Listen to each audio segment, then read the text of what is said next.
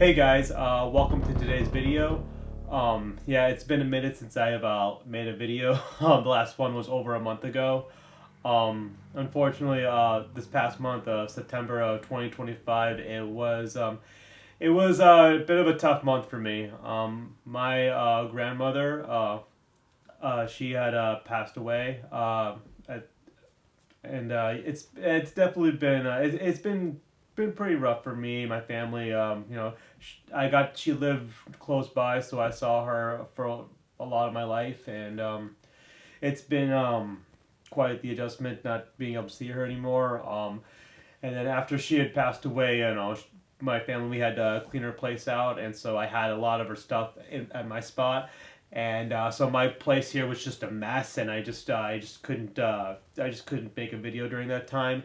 And then also during September, I just ended up getting sick a few times as it was, and it's just been yeah, this past month and a little afterwards just was a bit of a tough time. During the time though, I did finish reading Alien Cold Forge.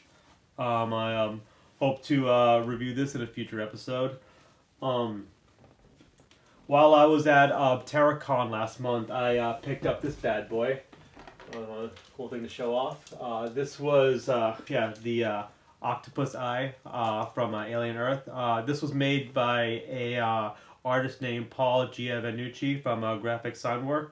You should check him out. He makes some very cool stuff out, and I think I definitely want to try to hit him up if I want some Colonial Marine armor cosplay.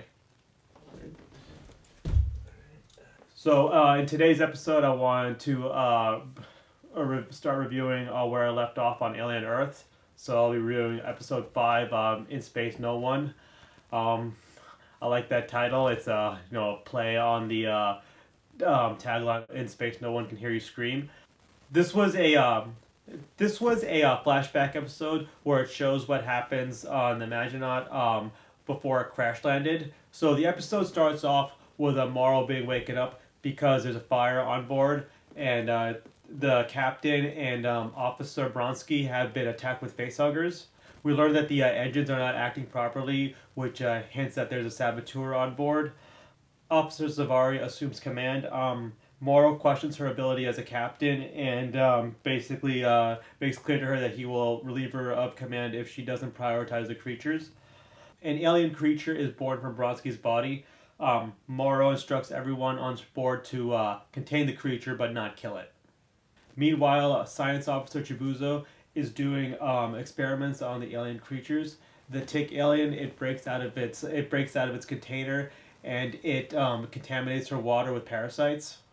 She takes her water bottle to a meeting where the water gets consumed by malachite, and shortly after she leaves, the ice slug breaks out of its own container. Morrow begins interviewing crew members to find out who the saboteur is, and Malachite's body begins falling apart from the parasites that he consumed. Eventually, Morrow learns that the saboteur is a crew member named Petrovsky, who turns out is actually in cahoots with Cavalier. So it turns out that this whole thing wasn't some accident, that the ship didn't just crash land into Cavalier's property. This whole thing was a plan orchestrated by Cavalier. Dr. Rahim and Chibuzo, they perform a surgery on Malachite, and in the process they unintentionally release a toxin that leads to their deaths.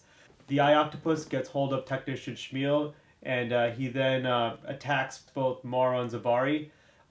With all the chaos happening aboard the ship, Zavari has an emotional breakdown, and Morrow decides to take command of the ship. Because the engines are out of control, Morrow decides to prepare the ship for a crash landing. All the while, he allows the xenomorph that was grown from Bronsky's body to kill Zavari, and that's sort of where we left off on the first episode of the series. The ending of the episode flashes forward to sometime after, where Morrow has a meeting with Miss Yutani and proposes his plan to reacquire the creatures. This episode, it showcases Morrow's dedication to his job. I like how at one point he says the episode had nothing else matters, not Zavari, not him, not the cat. So like in the original Alien movie, Ellen Ripley goes back to save her cat. So if Morrow was in the original Alien movie, he's not going back to save Jonesy. I liked Dr. Rahim's quote about how humanity is very smart, yet that they're yet is also stupid too. How they're stupid enough to bring these creatures back to Earth. I was confused about crew member Mr. Tang. Throughout the episode, he's shown to be watching crew member Sullivan as she sleeps. It just shows how how he has this very creepy personality. How the other crew members are just very wary of him. I'm not really sure as to how this plays into the plot. My only real guess is it must have been a red herring, just to make you think that Mr. Tang could be the saboteur. Some parts I liked the episode that felt like that in my opinion felt like they were callbacks to the original Alien movie, such as the scene with Zavari talking to Mother. It almost felt like a callback to Dallas or Ripley talking to Mother, or like the water dripping in the cargo hold. It felt similar to the setting of Brett's death when the alien attacks him. The whole scene in the medical bay, it was definitely reminiscent of the first film where Kane was being cared for after being attacked by the facehugger. Or like the zoom in on the red light when it was showing that the eye octopus wasn't secure. It sort of just kind of reminded me of like the zoom in on the fossilized dead engineer. Some criticisms I had for the episode, I just didn't really like the way the characters were presented. To me, it seemed like the crew was being presented as more quirky than compared to the crew of the Nostromo. With things like Dr. Rahim's his social awkwardness, Mr. Tang's bizarre obsession with crew member Sullivan, the budding friendship between Shmuel and Malachite. It kind of seemed like maybe they were trying to channel the same budding friendship between Brett and Parker had in the first Alien. But to me, it just felt like it just felt awkward to me. I don't know whether if these traits just made if they made the characters more just more relatable, but it was just something I personally just didn't really like. Another thing I really just had was the sort of the look of the alien creature, because there were times in this episode where the creature it looked like, I mean, the creature is a guy in a suit, but in the original movie it never felt that way. It felt like it was just a massive big bug, where for me the way the creature had moved in some shots, and the way it just felt like it was like a person wearing a costume.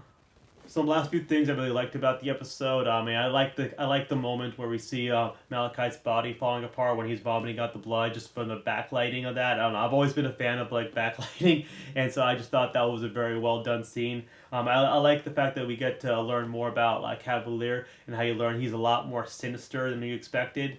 And when I first was during these review episodes, I talked about how we're meeting these new alien creatures and we don't know what they're capable of. So in this episode, we could see that the tick creature is more than just smarter than expected. Seeing as how it was able to break out of its container. We see that the eye creature, the eye slug, it's more capable than we thought. As it was able to hold its own when during its fight scene with the xenomorph. For me, the real highlight of the episode was that we get to learn more about Morrow's history. So we learned that he at one point had a daughter who has now deceased while he was away on his mission. You can see that he's more dedicated to his job, because completing this mission, it's really all he has now.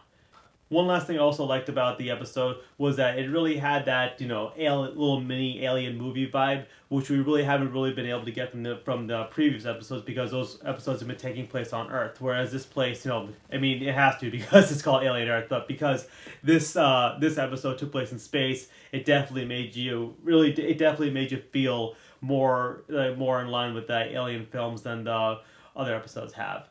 I really liked how it was an episode that was able to bring forth some answers brought on by the early episodes, and I enjoyed it a lot, and looking forward to the next one.